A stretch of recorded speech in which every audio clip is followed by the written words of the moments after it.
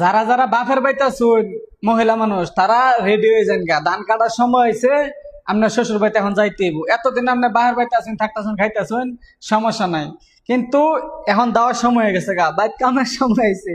এখন আপনি আর বাপের বাড়িতে থাকার কোনো সুযোগ নাই। এখন ফোন দিব, ধান কাটার সময় হয়েছে, কামের লেগে যাওয়ার লেগে। মানে আপনার এখন গুরুত্বের কোনো অভাব নাই। বউটারে বাড়িতে থাকো, জামাই যে বিদেশ থাকে বউটারে বাড়িতে থাকো, না এলে আপনার হৌরে গিয়া নমস্কার করে আপনার আনবো। হৌর বাড়ি মানুষ নমস্কার করে আপনারে নিবো, কে লেগা ধান কাটার সময় আয় পড়ছে। আর তাহার সুযোগ নাই। দাওয়া ফারাইলটা গিয়া লোন, দাওয়া ফারাইল শেষ হোক, এরপরে আবার একটু ঝগড়াঝাটি যেমনি হোক একটু লাইকা লইকা আবার বাইরে বেট আয়া পড়বে, মানে লাগায় লুকায় ফাড়ায় দিব। কিন্তু এখন আর সুযোগ নাই। ধান কাটার সময় হয়েছে, দাওয়া ফারাইল লইবেন গিয়া। এখন আপনার আদর যত্ন সেবা যত্ন এরা পাওয়া ধরে হইলেও নিব।